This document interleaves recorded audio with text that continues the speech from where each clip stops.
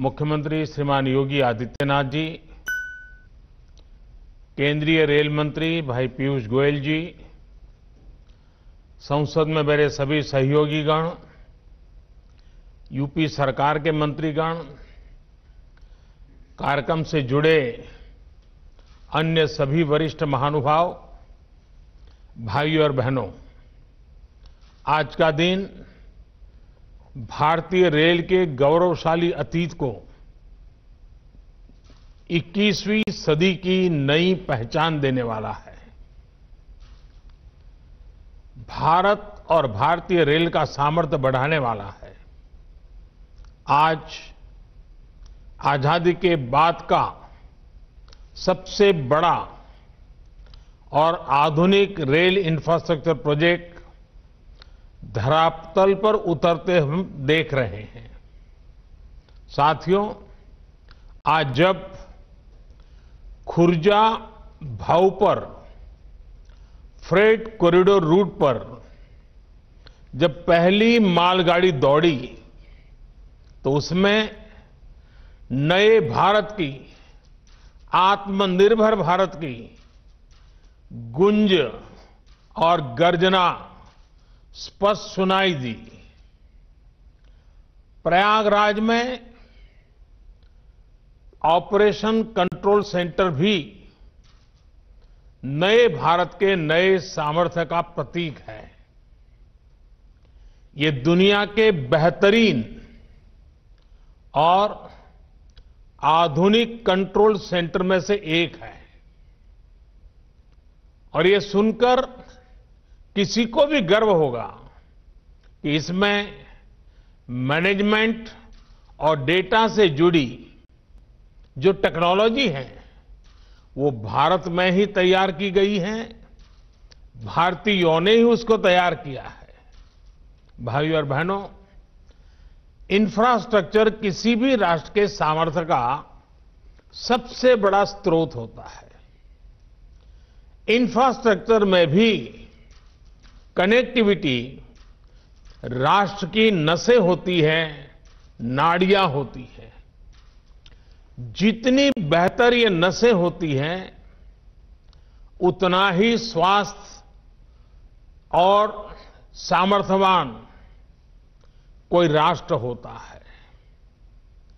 आज जब भारत दुनिया की बड़ी आर्थिक ताकत बनने के रास्ते पर की तरफ तेजी से आगे बढ़ रहा है, तब बेहतरीन कनेक्टिविटी देश की प्राथमिकता है। इसी सोच के साथ बीते 6 सालों से भारत में आधुनिक कनेक्टिविटी के हर पहलू पर फोकस के साथ काम किया जा रहा है। हाईवे हो, रेलवे हो, एयरवे हो, वाटरवे हो या फिर हाईवे, आर्थिक रफ्तार के लिए जरूरी इन पांचों पहियों को ताकत दी जा रही है, गति दी जा रही है। ईस्टर्न डेडिकेटेड फ्रेट कॉरिडोर, इसके एक बड़े सेक्शन का लोकार्पण भी इसी दिशा में बहुत बड़ा कदम है।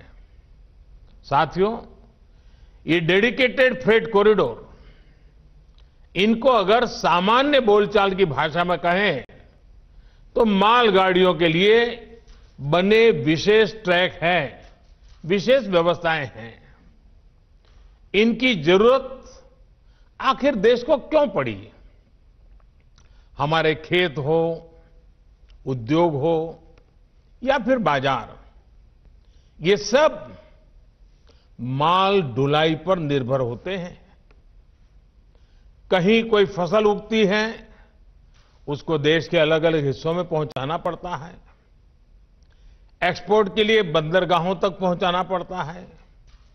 उसी तरह उद्योगों के लिए कहीं से कच्चा माल समंदर के रास्ते से आता है, उद्योग से बना माल बाजार तक पहुंचाना होता है, या फिर एक्सपोर्ट के लिए उसको फिर बंदरगाहों तक पहुंचाना पड़ता है। इस काम में सबसे बड़ा माध्यम हमेशा से ही रेलवे रही है। जैसे जैसे आबादी बढ़ी, अर्थव्यवस्था बढ़ी, तो माल ढुलाई के इस नेटवर्क पर दबाव भी बहुत बढ़ता गया। समस्या ये थी कि हमारे यहां यात्रियों की ट्रेनें और मालगाड़ियां दोनों एक ही पटरी पर चलती हैं। मालगाड़ी की गति धीमी होती है। ऐसे में मालगाड़ियों को रास्ता देने के लिए यात्री ट्रेनों को स्टेशन पर रोका जाता है। इससे पैसेंजर ट्रेन भी समय पर नहीं पहुंच पाती है और मालगाड़ी भी लेट हो जाती है। मालगाड़ी की गति जब धीमी होगी, जगह जगह रोक टोक होगी, तो जाहिर है ट्रांसपोर्टेशन की लागत ज्यादा होगी। इसका सीधा असर हमारे खेती, खनिज उत्पाद और औद्योगिक उत्पादों की कीमत पर पड़ता है।